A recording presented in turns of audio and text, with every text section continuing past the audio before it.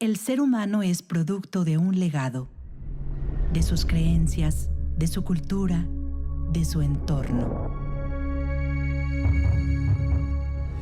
Somos producto de un entrelazo de vida y vamos construyendo el camino cruzado de nuestra propia existencia. Entrelazando.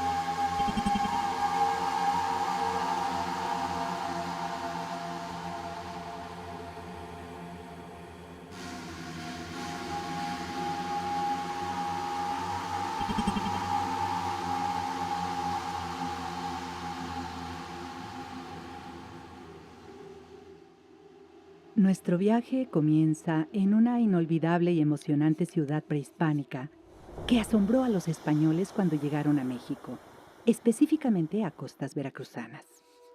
Pero además tuvo un papel muy importante antes de que los españoles pisaran estas tierras. Su nombre es Zempoala, que en lengua náhuatl quiere decir lugar donde abunda el agua. Zempoala se encuentra ubicado en la zona costera del Golfo de México, a 42 kilómetros del puerto de Veracruz.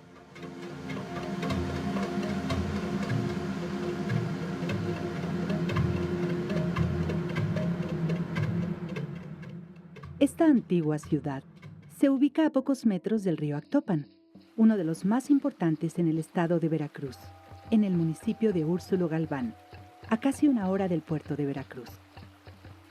A lo largo de los años y de las múltiples investigaciones, una de las cosas que más sorprendieron de esta ciudad del Totonacapan fue su antigüedad, dado que la región estuvo habitada desde que los olmecas vivían en el sur del estado, aunque su etapa más importante fue la misma que la de los aztecas, es decir, hace poco más de 1000 años. Se dice que su esplendor pertenece al llamado posclásico mesoamericano, entre el 1900 y el 1521 de nuestra era.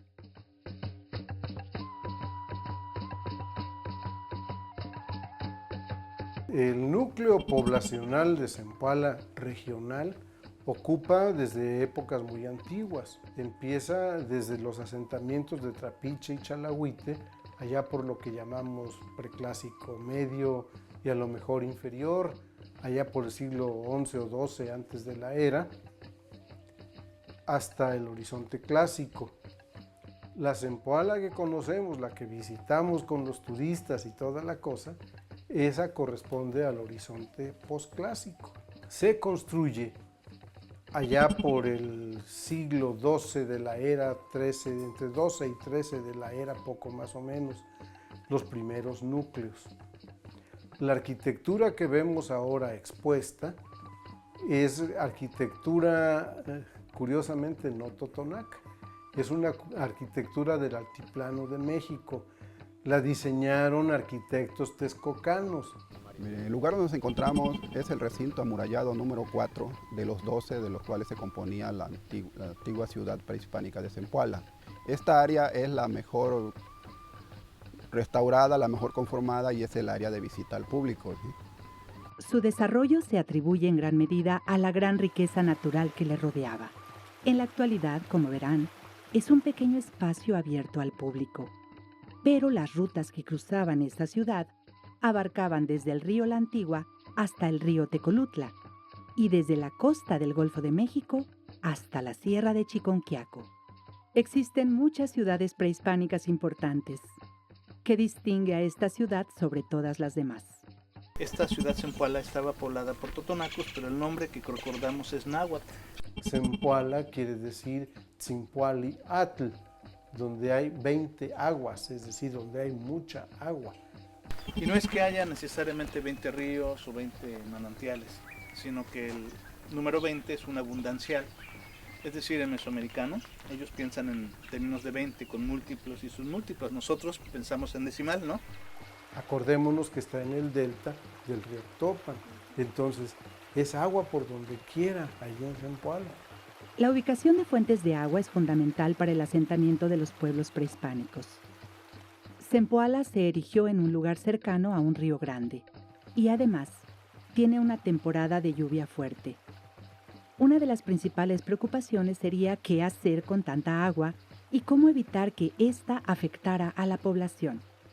Justamente ese exceso de agua fue aprovechado por los habitantes para darle un uso. Por una parte, debajo de sus edificios, dejaron aberturas que sirvieron como desagües para la temporada de lluvias y esperar así las inundaciones. Y al mismo tiempo, servían para transportar el agua del río hacia la ciudad, que después era reutilizada para regar la tierra y beneficiar las cosechas.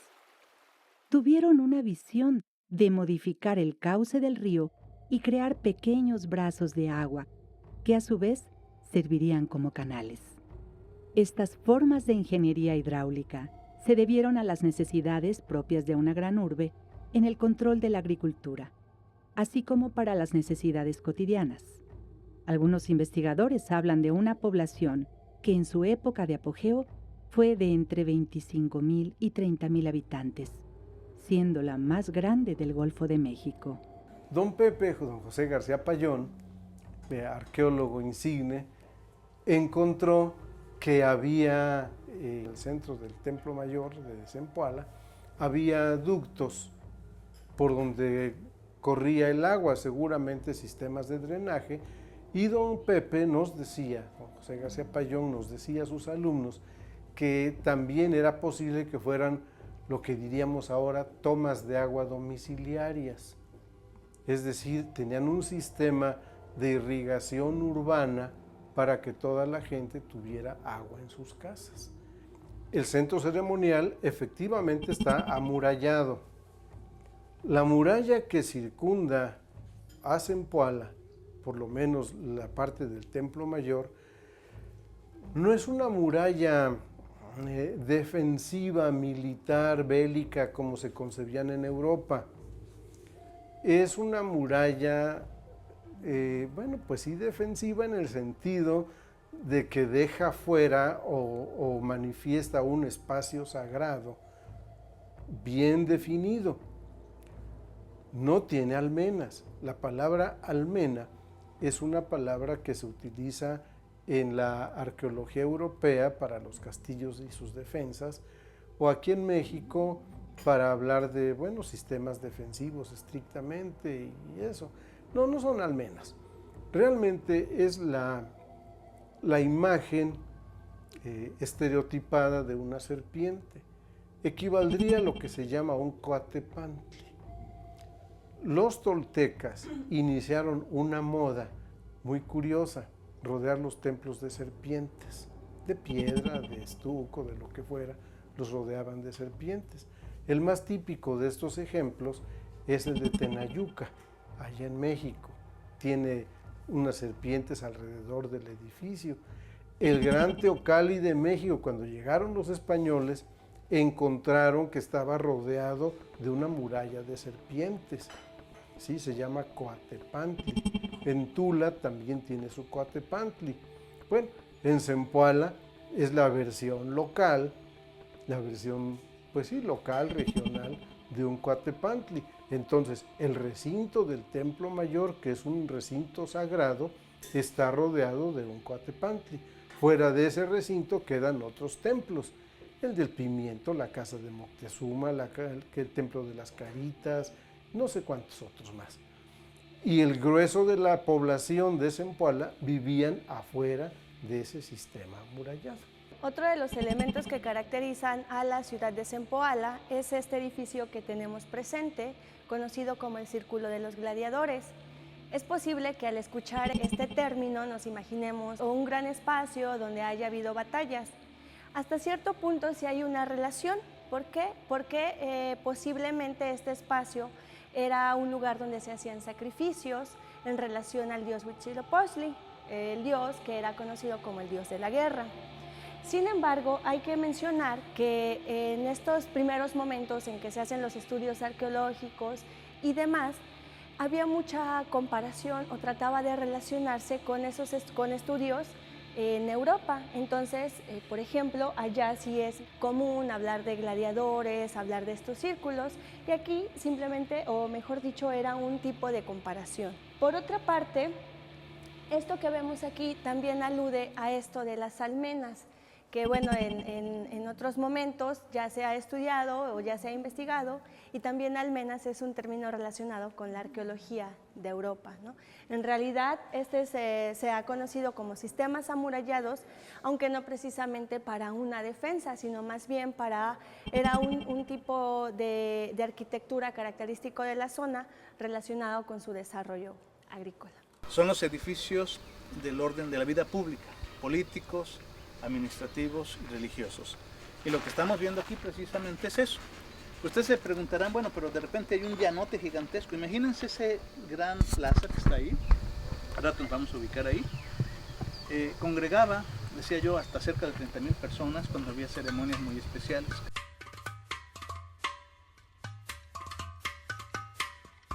Se han revelado evidencias respecto a una infraestructura urbana planificada, no solo para vincular las actividades cotidianas propias de una alta densidad habitacional, sino también para desempeñar diversas funciones administrativas, políticas y religiosas, cuyo impacto seguramente alcanzaba un amplio dominio regional. Y en donde vamos a encontrar realmente una distribución espacial urbana, donde hay edificios construidos ex profeso para diversas actividades. Entre ellos vemos el conjunto del dios del aire, es decir, Quetzalcóatl, en su versión del dios del viento, Ejecatl, y es un edificio que reconocemos que es para esta deidad por la forma. En la parte anterior, elementos ortogonales, y en la parte posterior, elementos curvos. Y es que estos edificios, ya en la etapa que los arqueólogos reconocen como del posclásico mesoamericano, eran edificios que de esta manera se decía que el dios del viento, al chocar con él, no se lastimaba.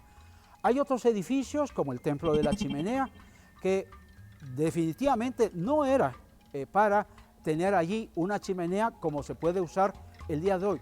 Lo que sucede que con el tiempo, estas que eran columnas han quedado huecas, y como sufrió un gran incendio desde épocas prehispánicas hasta también las contemporáneas, han quedado con restos de ese incendio que pareciera que fueron una vez chimeneas. Son columnas, pero hay allí diversas actividades. Hay también otros edificios muy característicos de la región. Su construcción es con piedra bola, no es edificación de piedra labrada, sino que esto precisamente, debido a la abundancia de este material, con este material se van a construir.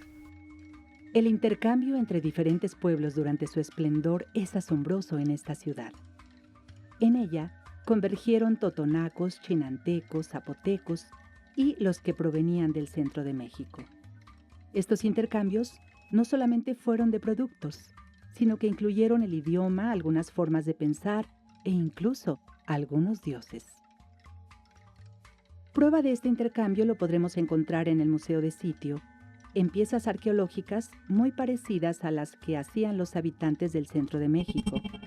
Zempoala estuvo dominada por los aztecas, esos habitantes que vivían en la vieja ciudad de Tenochtitlan. El señorío de Zempoala tenía la obligación de enviarle una parte de sus productos, como textiles, cacao, plumas de pájaros preciosos y productos provenientes del mar, además de llevar mujeres y cautivos de guerra para ser sacrificados. Mientras los habitantes de Zempoala seguían sometidos al imperio azteca, otra nueva etapa de la historia estaba a punto de surgir. Como se dijo anteriormente, Zempoala tiene mucho que contar, pero es en 1519 de nuestra era que un suceso la marcó. Hubo una vez un hombre llamado Hernán Cortés, que junto con sus tropas decidieron partir desde España hasta estas tierras con un objetivo particular: expandir la corona española.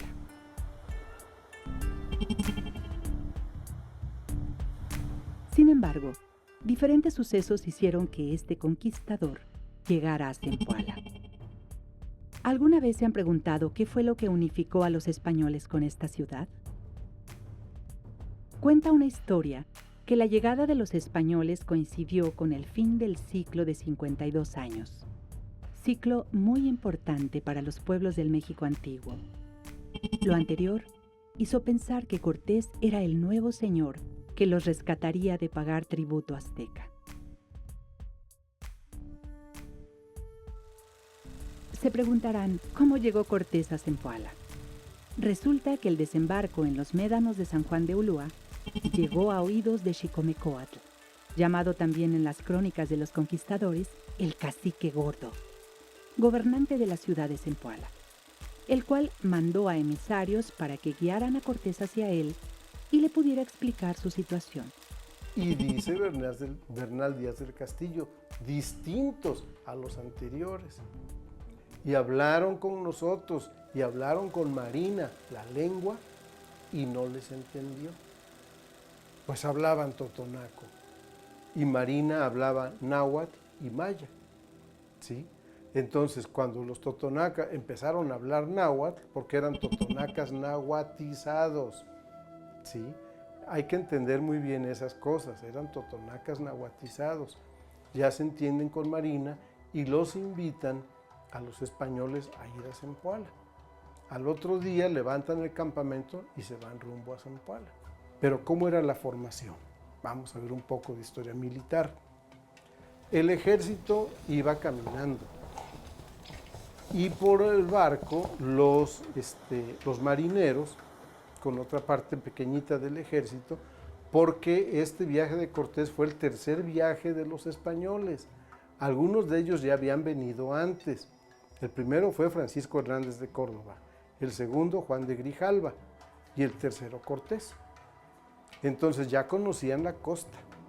Entonces los que habían venido le dijeron a Cortés que adelante había una rada, un refugio, para que ahí se pudieran estacionar los barcos y defenderlos de los vientos del norte.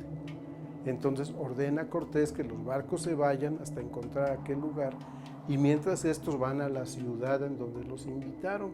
Allí van caminando. Y cuando van llegando aquí a Zempoala, resulta que era un año muy especial. En el calendario mesoamericano, cada 52 años es como un cambio, digamos, como si fuera un cambio de un siglo. Al llegar a Zempoala, unos kilómetros adelante iban los corredores de campo. Uno de ellos se regresa y le dice: capitán, albricias, encontramos una ciudad de plata. Lo que pasa es que llegaron como eso de las 4 o 5 de la tarde de un mes de abril caluroso, ¿sí? Y quien haya andado por allí en esas fechas se dará cuenta de lo bello que es el paisaje y el peso del estío en esos lugares. Brillan los edificios recién encalados porque acababan de encender el fuego nuevo. Estábamos en el año 1 Acatl. ¿Cuál sería la reacción de una población desesperada, dominada por el imperio más importante de esa época, al ver en este nuevo personaje la posibilidad de liberarse? Entonces llegan allí, los recibe el cacique gordo de Zempoala, que por respeto no me gusta decirle cacique gordo. Su nombre era Chicomeacatl Cuautlevana, así se llamaba. Cuando Cortés llega y el cacique gordo le platica acerca de su situación, el español aprovecha para hacer acuerdos entre sí y con esto tener mejor preparación al enfrentarse con el ejército mexica. Narra Bernal Díaz del Castillo que desde que llegó el cacique gordo se quejó de Moctezuma con lágrimas y suspiros. De este modo, los españoles se enteraron del poder de Moctezuma y del sometimiento de los pueblos totonacas. Cortés aprovecha las tensiones existentes entre Tenochtitlan y Zempoala. Estas tensiones serían el pivote que operaría Hernán Cortés para tejer el entramado de intrigas y argucias que sustentó su estrategia para la conquista de la capital azteca.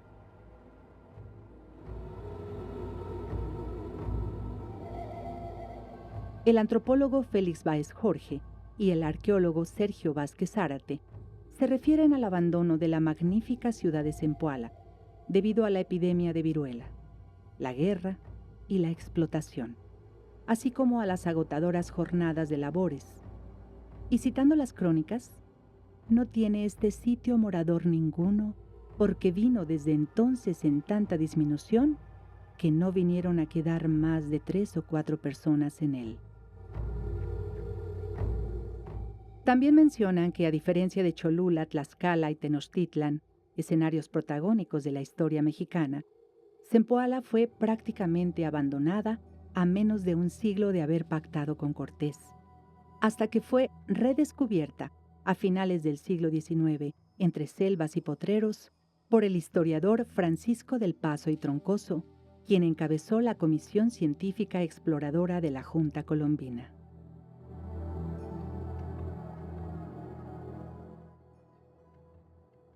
Después de Zempoala, Cortés emprende un recorrido más al norte, hacia Quiahuiztlán, donde existió un suceso que marcaría el destino de lo que hoy es México.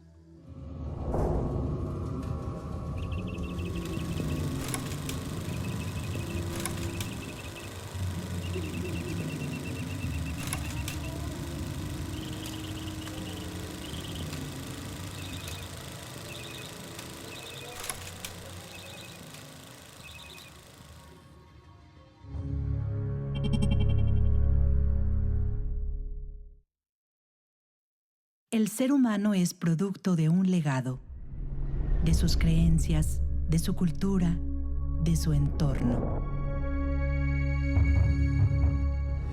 Somos producto de un entrelazo de vida y vamos construyendo el camino cruzado de nuestra propia existencia.